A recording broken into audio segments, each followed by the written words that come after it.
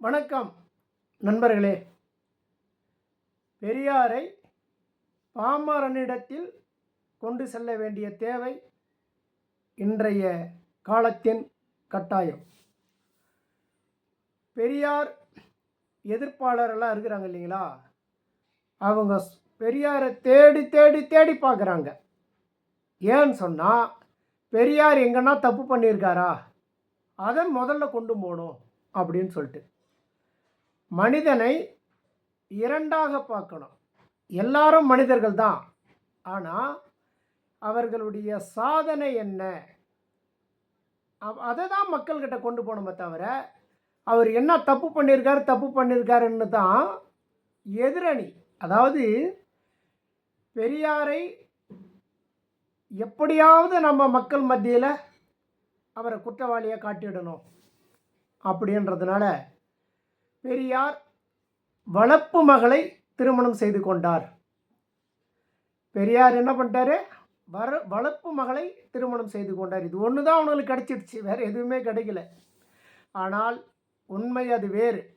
பல தலைவர்கள் பல கோணங்களில் அதை சொல்லிட்டாங்க, நம்மளும் அதை சொல்லுவோம் கடைசியில். இப்போ கடவுளுன்னு சொல்லி மக்கள் மத்தியில் பிழைப்பு நடத்துவதற்கு ஒரு கூட்டம் இருக்குல்ல, அந்த கூட்டம் செய்கிற தப்பெல்லாம் ஒரு ரவுண்டு பார்த்துடலாமா? இப்போ கிறிஸ்மஸ் வந்துச்சுங்க, நான் ஒரு 2-3 விஷயத்தை பார்த்தேன். அந்த சர்ச்சில் அவங்க பண்ணுற அலங்காரம் இருக்குது இல்லைங்களா, லட்சக்கணக்கில் வரும். அது போக மைதானத்தில் செட் அமைக்கிறாங்க. கிறிஸ்மஸ்ஸு, புது வருடம், நியூ இயர், இதையெல்லாம் கொண்டாடுவதற்கு லட்சக்கணக்கில் செலவு பண்ணுறாங்க. ஆனால் அந்த கூட்டத்திலேயே எத்தனையோ ஏழைகள், ஆனால் அவங்களுக்கு தெரியாமல் தான் போகிறாங்க. இதெல்லாம் இவ்வளவு செலவு செஞ்சு புது வருடத்தை வரவேற்கிறாங்க, இவ்வளவு பணத்தை செலவு பண்ணி கிறிஸ்மஸை கொண்டாடுறாங்க. ஒரு சாதாரண இடத்துல அந்த பைபிளில் என்ன சொல்கிறார் இயேசுன்னு சொன்னால், வனாந்தரம் காலியான மைதானத்தில் மண்டியிட்டு ஜபம் செய்யுங்கள்னு தான் அவர் சொல்கிறார். இவங்க என்ன பண்ணுறாங்க, பெரிய அளவுக்கு மாளிகை உருவாக்குறாங்க, லைட்டு செட்டிங் டெக்கரேஷன் இதை பண்ணுறாங்க, மைக்கு போடுறாங்க, ஸ்பீக்கர் போட்டு நாள் முழுவதும் ஜபம் பண்ணுறன்ற பேரில் ஆடம்பரமாக பணத்தை கொட்டி செலவழிக்கிறாங்க. ஆனால் இதைத்தான் அவங்க இயேசு இப்படி சொன்னாரா? வனாந்தரத்தில் என்னை நோக்கி ஜபம் செய்யுங்கள்னு சொன்னார். அவர் செஞ்சது காலியான இடம், சத்தமில்லாத இடம், அமைதியான இடத்துல ஜபம் செய்யுங்கன்னு சொன்னார். ஆனால் அதை அவங்க செய்யறதில்ல. ஏன்னா இங்கே ஒரு கூட்டம் இருக்குது, நீங்கள் எங்களை தான் பேசுகிறீங்க, மற்றவங்கள பேச முடியுமா அப்படின்ட்டு. அந்த கூட்டத்துக்காகத்தான் நம்ம யாரையும் விட்டு வைக்கிறதில்ல. பெரியார் என்ன சொன்னார், மனிதனை நேசி, மெய்ஞானத்தை உள்ளே வை, விஞ்ஞானத்தை வெளியில் பேசு, உன்னுடைய அறிவை வெளியில் பேசு, உன்னுடைய அறிவை ஒவ்வொரு நாளும் பகுத்தறிவை தூய்மைப்படுத்து அப்படின்னு பெரியார் சொன்னார். இது மாதிரி கடவுள் என்ற பேரில் லட்சக்கணக்கான பணத்தை வீணாக செலவு செய்து யாருக்கும் பயன் இல்லாமல் போவதை விட ஏழைங்களுக்கு பயனுள்ளதாக இருக்கும். ஒருவேளை சாப்பாட்டுக்கு கஷ்டப்படாத குடும்பம்லாம் கூட இருக்குது, சாப்பாட்டுக்கு வழி இல்லாமல் குடும்பம், படிக்கிறதுக்கு வசதி இல்லாத குழந்தைங்க இருக்குது, எவ்வளோ பிரச்சனை சொல்லிகிட்டே போகலாம். இந்த பிரச்சனைக்கு உங்களுடைய அந்த பணம் கையில் வந்த உடனே உங்களுடைய ஆடம்பரம் இருக்குது இல்லையா, கடவுளின் பெயரால், இதைத்தான் பெரியார் சுட்டி காட்டுறார். இப்போது தேர், எல்லா கோயில்லையும் தேர் இருக்குது. அந்த திருவிழா காலங்களில் அந்த தேருக்கு லட்சக்கணக்கான பணத்தை செலவு செஞ்சு எல்லாரமா கூடி தேர் இழுத்து வராங்க. அது மனிதனுக்கு சந்தோஷத்தை கொடுக்கறதுன்றாங்க. கோவில் பல பணங்களை அப்படி கொட்டி செலவு பண்ணி அந்த கோவில் கட்டுறான், மறுசீரமைப்பு பண்ணுறான். திருவிழா என்கின்ற பெயரில் பணத்தை தண்ணி மாதிரி செலவு பண்ணுறான். அந்த கடவுள் என்னைக்காவது இது மாதிரி எனக்கு செலவு பண்ணுங்கன்னு கடவுள் பேசியிருக்கா? இல்லை, இவனாக செய்கிறான். ஆனால் அந்த கடவுளை வணங்கக்கூடிய மனிதர்கள் எவ்வளவு வசதி இல்லாமல் எவ்வளவு கஷ்டப்படுறாங்க தெரியுங்களா? இன்றைக்கி பிளாட்பாரத்தெல்லாம் பார்த்தோம்னா சென்னை நகரத்தில் கொசு கடியில் பிளாட்பாரத்தில் உறங்கிட்டு இருக்கும் குடும்பம் குடும்பமாக. அங்கேயே சமைச்சு அங்கேயே சாப்பிட்டுட்டு அங்கேயே படுத்துக்குவாங்க.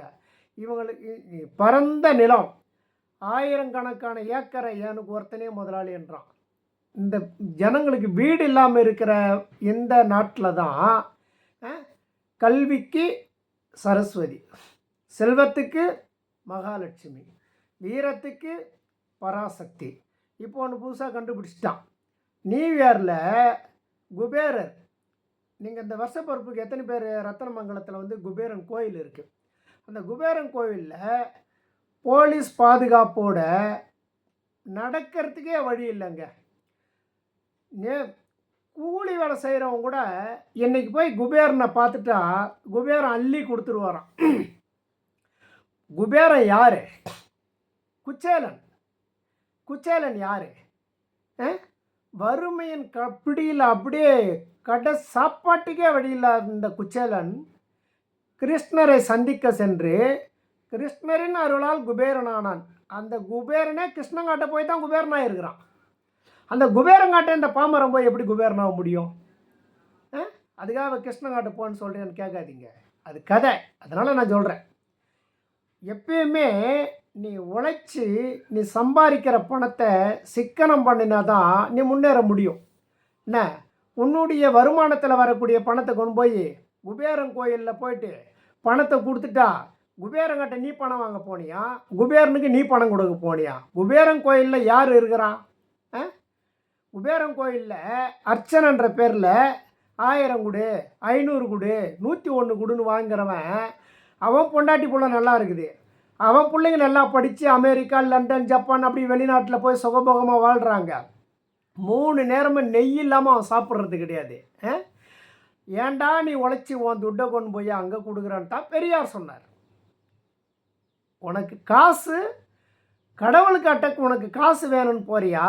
நீ ஏன் கடவுளுக்கு காசு கொடுக்குற? கடவுளுக்கு காசு வேணுமா, உனக்கு காசு வேணுமா? நீ உழைச்ச காசை கடவுள் கோயிலில் போயிட்டு உண்டியலில் போடுற, கோயிலில் நின்று பூசாரி தட்டில் போடுற. அப்போது உண்டியலில் போடுற பணம் யாருக்கு போகுது?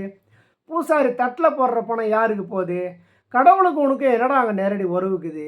சரி, நீ போனேன், உடனே குபேரன் வந்துட்டான் என் பக்தன் உடச்சி ஓடி வந்து உன்னை கட்டுப்பிடிச்சி அவன் சொன்னான் இல்லை, கிருஷ்ணர் போய் குச்சேலனை ஆற தழுவி வா நண்பா, இன்று முதல் உடனே மகாலட்சுமி தடுத்து அந்த அவளை நீ சாப்பிட்றிய, அந்த அவளுக்கு பின்னாடி என்ன கதை இருக்குது தெரியுமான்னு கேட்டதாகவும், உடனே குச்சேலன் வீட்டுக்கு போன உடனே அவங்க குடும்பமெல்லாம் குபேர செல்வத்தில் செல்ல செவப்போடு இருக்கிற மாதிரி நீ குபேரன் கோயிலுக்கு போய் வந்துட்டு வீட்டுக்கு வந்த உடனே உன் குடும்பத்தில் என்ன பணமோ தங்கமோ கொட்டியாக கிடக்குது. அதே பஞ்சப்பாட்டு தான், அதே லோன் கட்டணும், உப்பு இல்லை, மிளகாய் இல்லை, புளி இல்லை, நாளைக்கு சாப்பாட்டுக்கு காசு இல்லை, நாளைக்கு பஸ் பேருக்கு போன சேராட்டாவுக்கு போகிறதுக்கு காசு இல்லை, பிள்ளைக்கு ஃபீஸ் கட்டணும் பணம் இல்லை. கடைசி வரைக்கும் நீ குச்சேலன் தான். குபேரனை போய் பார்த்துட்டு வந்ததுனால கதை என்ன சொல்லிக்கிறான்? கிருஷ்ணனை பார்த்ததுனால குச்சேலன் குபேரன் ஆயிட்டான். நீ குபேரனை பார்த்த, நீ கடைசி வரைக்கும் குச்சேலனாக தானே இருக்கிற. இந்த அறிவைத்தானே பெரியார் சொல்கிறாரு. ஏண்டா கதையில் கட்டுக்கதையாக சொல்கிறான், அதை நீ நம்புகிற, நிஜத்தில் நீ அனுபவிக்கிற, இதை நான் சுட்டி காட்டுறேன், கேட்டால் என்னை கடவுளுக்கு விரோதின்னு நீ சொல்கிற அப்படின்னு தான் பெரியார் சொல்கிறாரு. இப்போ பார்த்திங்கன்னா மடத்துங்களுக்கு மடாதிபதி, முதலாளிகள் இவங்கெல்லாம் பார்த்திங்கன்னா 100 ஏக்கரு, 200 ஏக்கரு, 500 ஏக்கரு, ஒவ்வொரு கோயிலுக்கும் சொத்தை எழுதி வச்சுருவான் 1000 ஏக்கர்னு. ஒரு முதலாளியாக இருக்கிறவன் அவன் வீட்டில் வேலை செய்கிற தொழிலாளிக்கு தனக்கு பிறகு வாரிசு இல்லை, சொத்து இருக்குதுன்னா பிரித்து ஆளுக்கு 2 ஏக்கரா வச்சு நீங்கள் விவசாயம் பண்ணுங்கடான்னு சொன்னான்னா அந்த அவன் முதலாளி, அவன் நல்ல மனிதன் சொல்லலாம். அவன் என்ன பண்ணுறான், நேராக போயிட்டு 100 ஏக்கர் சிவன் கோயிலுக்கு, 100 ஏக்கர் பெருமாள் கோயிலுக்கு. பெருமாள் கேட்டாராடா? சிவன் கேட்டானா? இந்த உலகத்தை படைச்சது கடவுள்னு சொல்கிறீங்க, பஞ்சபூதத்தில் பூமி ஒரு பூதம்னு சொல்கிறீங்க, இந்த பூமி பிரபஞ்சம் என்பது இறைவனால் படைக்கப்பட்டதுன்னு சொல்கிறீங்க, அப்படி இறைவனால் படைக்கப்பட்டது எல்லா உயிரினத்துக்கும் பொதுவுன்னு சொல்கிறீங்க. அப்படின்னு சொல்லுவது மனிதனுக்கு மட்டும் என்னடா பாகுபாடு? மனிதனுக்கு கொடுக்க மாட்டேன். திரும்ப அந்த சொத்தை கொண்டு போய் கடவுளுக்கு நான் 5 ஏக்கர் எழுதி வச்சிட்டேன், 10 ஏக்கர் எழுதி வச்சிட்டேன். கடவுளுக்கு நீங்கள் சொத்தை கொடுக்குறீங்க. அப்போது கடவுளோட நீங்கள் பெரிய ஆளா, உங்களுடைய கடவுள் பெரிய ஆளா? இந்த பூமியே கடவுளுக்கு தான் சொந்தம். அதில் என்ன நீ போய் 5 ஏக்கரா எழுதி வச்சேன், 10 ஏக்கரா எழுதி வச்சேன்னு இதைத்தானே சொல்கிறார் பெரியார். அடா முட்டாள் பசங்களே, வீடு இல்லாமல் இருக்கிறவனுக்கு வீடை உருவாக்கி கொடுங்க, உழைப்பவனுக்கு நிலத்தை கொடுங்க, அவன் விவசாயம் பண்ணி உழைச்சி அவன் கொடுக்குற பொருளுக்கான ஊதியத்தை கொடுங்க. இதைத்தானே சொன்னார் பெரியார். எங்கே பெரியார் கடவுளை எதிர்த்துட்டாரு சொல்லு? இதில் எங்கன்னா கடவுள் வந்து நான் 500 ஏக்கர் வச்சுங்கிறேன், மனிதனை கூப்பிட்டு அவன் வேலை வாங்கினாருன்னு சொன்னால் அப்போ பெரியார் கடவுளை போய் எதிர்த்து இருப்பார். கடவுள் எங்கே இருக்காருன்னே தெரில. கடவுளின் பெயரில் நீங்கள் வந்து வியாபாரம் பண்ணுறீங்க, பிழைப்பு நடத்துகிறீங்க, இது தவறுன்னு சொல்கிறாரு. இப்போது கோயிலுங்களில் பார்க்குறோம் இல்லைங்களா, எந்த பிராமண சமூகத்தில் சேர்ந்தவங்களாவது எல்லா கோயிலுக்கும் போகிறாங்களா? ஆனால் நீங்கள் போகிறீங்க, ராமர் கோயிலுக்கும் போகிறீங்க, கிருஷ்ணர் கோயிலுக்கும் போகிறீங்க, சிவன் கோயிலுக்கும் போகிறீங்க, அம்மன் கோயிலுக்கும் போகிறீங்க, சாமின்னு தெரிஞ்சால் போகிறீங்க. ஏன் சர்ச்சை பார்த்தா கூட அங்கே நின்றுக்கின்னு கும்பிட ஆரம்பிச்சிடுறீங்க, மசூதி பார்த்தா கூட கும்பிட ஆரம்பிச்சிடுறீங்க. உங்களை பொறுத்த வரைக்கும் கடவுள் எந்த வடிவத்தில் இருந்தாலும் அங்கே நின்று கும்பிடுறீங்க. ஆனால் பிராமணன் என்னைக்காவது பிராமண சமூக மக்கள் தன்னுடைய மனைவி மக்களோட மாலை போட்டுக்கின்னு நீங்கள் போகிற மாதிரி சபரிமலைக்கு அங்கே ஒன்று இங்கே ஒன்று இருக்கலாம், நான் கூட பார்க்குறேன். ஆனால் அவர்கள் வைணவர்கள் என்றால் பெருமாள் கோயிலுக்கு தான் போவாங்க, சைவர்கள் என்றால் சிவன் கோயிலுக்கு தான் போவாங்க. நீங்கள் கும்பிட்ற மாதிரி அம்மா காளி அம்மா முனீஸ்வரர் ஐயனார் பெரிய ஆண்டவர் இங்கெல்லாம் நீங்கள் அவங்கள பார்க்கவே முடியாது. ஆனால் அவன் என்ன சொல்கிறான், இது குலதெய்வம்னு சொல்கிறான். அப்போது பெருமாளும் விஷ்ணுவும் வைணவருடைய குலதெய்வம், சிவனும் இந்த இதெல்லாம் வந்து சைவர்களுடைய குலதெய்வம். அவங்க குலதெய்வம் கோயிலுக்கு அவங்க போகட்டும், உங்கள் குலதெய்வம் கோயிலுக்கு நீங்கள் போங்க. இதை பெரியார் சொல்லலை, ஆனால் தேவை இருக்குது. ஆன்மீகம் என்பது ஒரு உந்து சத்து. அடுத்த கட்டத்துக்கு தன்னை பரிணாம வளர்ச்சிக்கு மனிதன் பரிணாமம் இன்றைக்கி வரைக்கும் விஞ்ஞானம் வரைக்கும் வந்திருக்காருன்னா தன்னை அறியாமல் ஏதோ ஒரு சக்தி இருக்குது, அதுக்கு ஒரு தெய்வ சக்தின்னு எனக்கு ஒரு கடவுள் உனக்கு ஒரு கடவுள் வச்சுட்டு போகிறான். அது இல்லை பிரச்சனை. அந்த கடவுளின் பெயரால் வருமானத்தை உருவாக்கி தன்னுடைய மனைவி மக்கள் தன்னுடைய வம்சம் இவங்க தான் நல்லா இருக்கிறான். நான் எல்லாரையும் சொல்லிடலாம், உங்களுக்கும் தெரிஞ்சது தான். உங்கள் பக்கத்தில் இருக்கிறதே பாருங்கள்.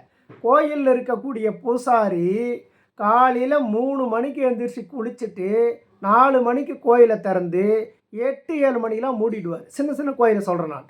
பெரிய கோயிலுக்கு 6 கால பூஜைன்னு சொல்லிட்டு அது 8 மணி நேரம் ஷிஃப்ட்டு போட்டு செய்கிறான், 16 மணி நேரம்னு. ஆனாலும் அங்கே அவங்களுக்கு வரக்கூடிய வருமானம், அவங்க வாழ்கின்ற வாழ்க்கை முறை இதெல்லாம் பார்த்திங்கன்னா இன்றைக்கி புல்லட்டில் போகிறாரு பூசாரி. ரோட்டில் பார்த்துருப்பீங்க, அப்படியே வேஷ்டி இடுப்பில் கட்டின்னு துண்டை பறக்க விட்டுக்கின்னு புல்லட்டில் டப்புன்னு போய்க்கின்னு இருப்பார். நீ என்ன பண்ணுவ, சேராட்டா வருதான்னு பார்த்துக்கின்னு சில்லறையை பாக்கெட்டில் கை விட்டு நோண்டின்னு இருப்பேன். ஆட்டோ வர திட்டுவான், இறங்கணுன்னே 10 ரூபா கொடுத்துட்டு போய் நீ வேறு 50 ரூபா கொண்டாந்து கொடுத்தா அப்படின்னுவான். 50 ரூபா கூட ஒன்று வழி கிடையாது ஒரு சிலருன்னு வச்சுக்கோங்க. சொல்கிறேன், நடைமுறையை சொல்கிறேன். ஃப்ரீ பஸ்ஸு அரசு விட்டுடுச்சு, ஃப்ரீ பஸ் வருதான்னு பார்த்துக்கின்னு இருப்பேன். பூசாரி என்ன பண்ணுறாரு, புல்லட்டில் போயிட்டுருப்பார். பூசாரி புல்லட்டில் போகிறாரு. ஒரு காலத்தில் பழமொழி சொல்லுவான், பூசாரியை புல்லட்டில் போயிட்டுருக்காராம், இது என்னது கடவுளுக்கு காசு வர வேணுமா அப்படின்னு ஏதோ ஒன்று சொல்லுவாங்க ஒரு பழமொழி. அதுபோல் இன்றைக்கி பூசாரிங்கெல்லாம் bike, bullet, car, flight, train.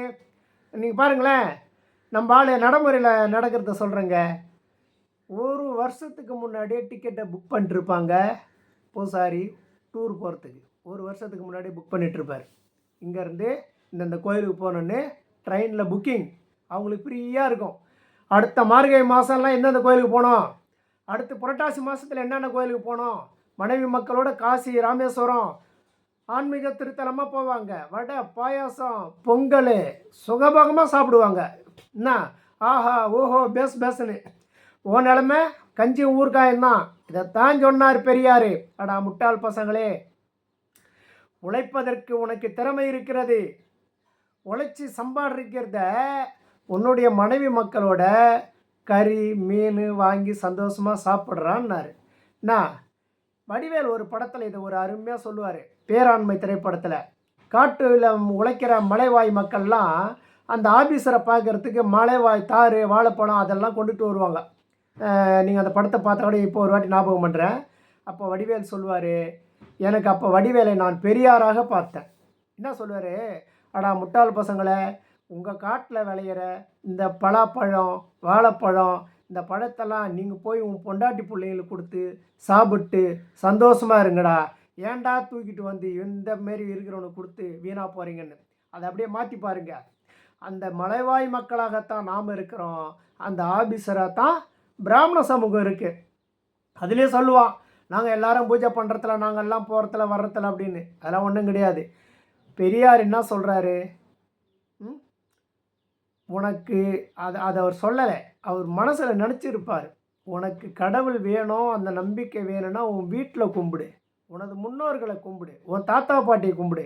என்ன உன் தாத்தா பாட்டா முனீஸ்வரன் நம்ம பார்க்குறோம் இல்லையா, ஐநாரை பண்ணுறோம், பெரிய ஆண்டவர்ன்றோம், இதெல்லாம் நம்ம முனீஸ்வரன் சொல்கிறது நம்ம தாத்தா முன்னோர்கள். 3வது பாட்டன் வயசாகிடுச்சு, அவர் என்ன பண்ணுவார், காவலுக்கு உக்காந்துருவார். அந்த காலத்தில் இன்றைக்கி மாரி வீடு பூட்டு போட்டு நிம்மதியாக படுத்து தூங்க முடியாது. காம்பவுண்ட் சவரு கேட்டு அதெல்லாம் கிடையாது. அப்போது எல்லாம் மலையிலையும் குகையிலையும் பொந்துலேயும் வாழ்ந்துட்டு இருக்கிறப்போ நமது 3வது தாத்தா என்ன பண்ணுவார், கத்தியோ கடப்பாரியோ கையில் வச்சுக்கின்னு வாசலில் உட்காந்து கண் விழிச்சிருப்பார். அன்றைக்கெலாம் சேவ் பண்ண முடியாது. இப்போ நம்மளாம் சேவ் பண்ணிட்டு உட்காந்துங்கிறோம் இல்லையா, அப்போல்லாம் தாடியாக தான் இருக்கும், கூந்தல் தான் இருக்கும். அதை மூடி கூந்தல் போட்டுக்கிட்டு மேசையை முறுக்கி விட்டுட்டு கையில் அருவாளை வச்சுக்கின்னு தன்னுடைய சந்ததிகள் தூங்குறாங்க இல்லையா, அவங்கள பாதுகாக்கிறதுக்காக வாசலில் உட்காந்துருப்பார். அவர் இறந்துட்டாருன்னு வச்சுக்கோ, அவங்க பேர பசங்க என்ன பண்ணுவானுங்க, இன்றைக்கி விநாயகர் சதுர்த்தி வந்தால் பிள்ளையார் மாரி களிமண்ணிலே விநாயகரை பண்ணிடுறானுங்க இல்லையா, அன்றைக்கி அந்த மாதிரி தான் தாத்தா இப்படி தான் இருந்தார், அரிவாவை வச்சுக்கின்னு இருப்பார், கடப்பாரியை வச்சுருப்பார், காவல் காத்துக்கின்னு இருப்பார்னு மண்ணாலே செஞ்சிட்டான். அப்போ வீட்டில் இருக்கிற பிள்ளைங்க கேட்டால் அப்பா என்ன சொல்லுவான், பயப்படாத தூங்குங்க, வாசலில் நம்ம தாத்தா இருக்கார் அப்படின்னு. அதன் பிறகு அவரை வணங்கிட்டு வேட்டைக்கு போவாங்க. இது வேட்டை சமூகத்தில் இறைவனை இப்படி தான் உருவாக்கினாங்க. அடுத்தடுத்து நம்ம அதுக்குள்ளே போவோம். ஆனால் பெரியார் இதைத்தான் சொல்கிறாரு, உனக்கு இறை நம்பிக்கை வேணும், தன்னம்பிக்கை வேணும், தைரியம் வேணும் அப்படின்னு சொல்லும்போது உனது முன்னோர்களை வழிபடு, வணங்கு. ஆனால் அவர்களுக்கு காசு தேவையில்லை, பணம் தேவையில்லை. உன்னுடைய நம்பிக்கையை நீ அடுத்த கொண்டு போகிறதுக்கு அவர்கள் நீ வணங்குற. ஆனால் கடவுளின் பெயரால் கோயில் கட்டி சர்ச்சு கட்டி இன்னும் பல வடிவத்தை எல்லாம் சொல்லிக்கினே போகலாம். நீங்கள் ஒன்று விட்டுன்னு ஆன்மீகத்தின் பெயரால் யாரெல்லாம் பிழைப்பு நடத்துகிறார்களோ அவர்களை தவறு என்று சொன்னார் பெரியார். உன்னுடைய உழைப்பு, நீ எந்த வேலை வேணாலும் செய், உன்னுடைய உழைப்பு, அதில் வரக்கூடிய ஊதியத்தை தண்ணி அடிக்கக்கூடாது, தம் அடிக்கக்கூடாது, இன்னும் பல போதைப் பொருட்களை எதுக்குமே அடிமையாகக்கூடாது. இந்த பணத்தை வச்சு உங்கள் பிள்ளைங்களை படிக்க வையுங்க. அரசு அதுக்கான உதவி செய்யுது. அரசுக்கு நீங்கள் போய் ஒயின் ஷாப்பில் போய் குடிக்கிறதுனால அதில் வர வருமானம் தான் அரசு நல்லது செய்யணும்னு அவசியம் கிடையாது. அரசுக்கு பல வகையில் வருமானம் வருது. அதை வச்சு மக்கள் சேவையை அரசு செய்யணும். அதாவது கல்வியும் சுகாதாரமும் இருப்பிடமும் உடுத்த உடையும் ஒரு மனிதனுக்கு எந்த நாட்டில் அதாவது எளிய முறையில் கிடைக்கிறதோ அந்த அரசே நல்ல அரசு. அந்த அரசை தான் பெரியார் கனவு கண்டார். பெரியார் அந்த அரசு அமைய வேண்டும் என்று தான் போராடினார். இடையில் ஆன்மீகம் என்ற பெயரால், கடவுள் என்ற பெயரால் உங்களை முட்டாளாக்கி மூட நம்பிக்கை என்கின்ற விளைச்சலை விதைச்சிருக்கிறான். அதிலிருந்து நீங்கள் தான் கரையேறி வரணும் அப்படின்னு பெரியார் சொன்னார். பெரியாரை குறை சொல்வதற்கு இவர்களிடம் ஒன்றுமில்லை. ஆகவே இவர்கள் சொன்னதுதான், பெரியார் தன்னுடைய வளர்ப்பு மகளை திருமணம் செய்து கொண்டார். பெரியார் இவர் எப்படி யோகியமா அப்படின்ற கேள்வி வைக்கிறாங்க. நண்பர்களே, இவர்கள் எழுதிய இராமாயணத்தில் தசரதனுக்கு 60,000 மனைவி, இவர்கள் எழுதிய வால்மீகி எழுதியதாக சொன்ன இராமாயணத்தில் ராமனுக்கு பல மனைவிகள் இருப்பதாக அந்த சமஸ்கிருத ராமாயணம் பேசுகிறது. அதே போல் ஒருவனுக்கு ஒருத்தின்னு இவங்க சொல்கிறாங்க. நம்ம ஒருவனுக்கு ஒருத்தி என்கின்ற கலாச்சாரம் என்பது சரி, அதை நம்ம எங்கேயுமே தப்புன்னு சொல்லலை. ஆனால் சிவனுக்கு பார்வதி ஒரு மனைவி, தலையில் கங்காதேவி என்கின்ற ஒரு மனைவி. பெருமாளுக்கும் என்ன சொல்கிறாங்க, பூமாதேவி, சீதாதேவி. இப்படி பெருமாளுக்கும் சொல்கிறாங்க நிறைய. இந்த ராமருக்கு பூமாதேவி ஒரு மனைவி, சீதாதேவி ஒரு மனைவின்றான். அது அப்பட்டமாக சொல்கிறான், சீதா தான் மனைவின்றான். அப்புறம் என்ன சொல்கிறான், சீதையை நெருப்புக்குள்ளே போயிடுச்சு, பூமாதேவி வெளியே வந்துச்சு, பூமாதேவி தான் ராமரோட இருந்தான்றான். இதுக்கு என்ன பொருள் சொல்லுங்கள்? நம்ம எதுவும் சொல்லலைங்க, நம்ம யாரையும் குறை சொல்லணும் என்பது நோக்கம் கிடையாது. இருக்கிற நடைமுறையை மக்களுக்கு எடுத்துக்காட்ட வேண்டிய கடமை பெரியாரின் வாரிசுகளுக்கு உண்டு. தொட்டால் தீட்டு, பார்த்தால் தீட்டு, உன்னுடைய உழைப்பில் தீட்டு கிடையாது, உன் பணத்தில் தீட்டு கிடையாது, நீ உழைச்சி கொடுக்குற நெல்லில் தீட்டு கிடையாது, பழத்தில் தீட்டு கிடையாது, அவன் தின்ற எதுவுமே அவன் வசதிக்கு தீட்டு கிடையாது. தேவைப்பட்டால் உன் வீட்டு பெண்களை கூட அவர்கள் அனுபவிப்பார்களே, ஆனால் அதில் தீட்டு கிடையாது. எதில் தீட்டுறா? இதைத்தான் பெரியார் கேட்டார். உன் கடவுளுக்கு 2 பொண்டாட்டி இருக்கலாம், உன் கடவுளுக்கு பல பொண்டாட்டி இருக்கலாம், உனக்கு பல பொண்டாட்டி இருக்கலாம். பெரியார் வளர்ப்பு மகளை திருமணம் செய்து கொண்டார் என்று நீ சொல்கிற. பெரியார் பெத்த மகளை திருமணம் செஞ்சுக்கல. மனிதகுல வரலாறில் நீங்கள் இன்றைய சினிமாவில் பார்க்குறீங்களே, ரஜினிகாந்துக்கு என்ன 20 வயசா? அவரோட நடிக்கிற ஹீரோனிக்கெல்லாம் 18 வயசா? புரட்சி தலைவர் எம்ஜிஆர்னு தலைமையில் தூக்கி கொண்டாடுறோமே, எம்ஜிஆர் 70 அவர் லாஸ்ட்டு மீனவண்ணன் திரைப்படத்தில் நடித்தார் இல்லை, அப்போ எம்ஜிஆருக்கு என்ன 30 வயசா? எம்ஜிஆரோட நடித்த ஹீரோனிக்கெல்லாம் என்ன 22 வயசா? திரைப்படத்தில் நம்ம பார்க்காததா? இன்றைய நவீன காலத்தில் இதெல்லாம் சரி, இவனுக்கு கண்ணு தெரியாது. ஏன்னா பெரியாரை களங்கப்படுத்த வேண்டும் என்பதற்காக அவர் வளர்ப்பு மகளை திருமணம் செய்து கொண்டார்ன. நண்பர்களே, கட்டாயப்படுத்தலை. பெரியார் வயதாகிவிட்டது. அவருக்கு பாதுகாக்கணும். அவரை பாதுகாக்கிறதுக்கு ஒரு ஆள் தேவைப்படுது. கூடவே இருந்ததுனால அந்த அம்மா நான் அவரை திருமணம் செய்து கொள்கிறேன் என்று சம்மதித்தார். அதன் அடிப்படையில், அதாவது அது குழந்தையாக இருக்கிறப்ப பெரியாருடைய தேவை அந்த அம்மாவுக்கு இருந்தது. அந்த அம்மா வளர்ந்த பெரிய ஆளான உடனே பெரியார் குழந்தையாகி விடுகிறார் தன் தந்தையை. அந்த பருவத்தில் தான் பார்க்கணும். அவங்க கணவன் மனைவியாக இருந்தார நீ சொல்லலாம்.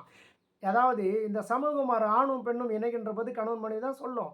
அது மனைவியாக இருந்தால் மட்டுமே அது உரிமையாக இருக்க வேண்டும் என்று அவருடைய தோழர்கள் சொன்னதை கேட்டு பெரியார் சம்மதித்தார். கடைசி காலத்தில் உங்களை கூட இருந்து பார்த்துக்கிறதுக்கு ஒரு ஆள் தேவைப்படுகிறது, ஆகவே இந்த அம்மாவை திருமணம் செய்து கொள்ளுங்கள் என்று கட்டாயப்படுத்தினார்கள். அதன் அடிப்படையில் பெரியார் திருமணம் செய்து கொண்டார். இதுதான் நடந்ததே தவிர பெரியார் இன்றைக்கி 10 ரூபாய்க்கு பிரயோஜனம் இல்லாதவங்க கூட தான் பொண்டாட்டி வீட்டில் விட்டு வெளியே போய் சுற்றி கிடறான். கோடீஸ்வரன் பெரியார். அதுதான் முதல்ல சொன்னோம். நம்ம அவர் நினச்சிருந்தா எல்லா சுகபோக வாழ்க்கையும் அனுபவிச்சிருப்பார் சொன்னோம். செல்வேந்தர் குடும்பத்தில் பிறந்தவர். கோடிக்கணக்கான பணங்கள் அவருக்கு பாக பிரிவினையில் கிடைச்சது. அந்த பணத்தை வச்சுக்கின்னு ராஜபோஜ வாழ்க்கையை அவரால் வாழ்ந்திருக்க முடியும். ஆனாலும் மனிதனை நேசித்தார். பாமர மக்களை தேடி தேடி அவர்களுடைய துன்பங்களை நேரில் பார்த்தால், ஆகவே தன்னுடைய பிறப்பை, தன்னுடைய வாழ்நாள் முழுவதும் இந்த சாதாரண மக்களை வெளி உலகத்துக்கு கொண்டு வர வேண்டுமென்றால் இதையெல்லாம் செய்ய வேண்டுமோ அதையெல்லாம் நடந்தே கடைசி கட்டத்தில் கீழே உளுந்து தன் உயிர் போகும் வரை போராட்ட களத்தில் நின்றார் என்றால் அவர்தான் தந்தை பெரியார். தொடரும். இணைந்திருங்கள். நன்றி, வணக்கம்.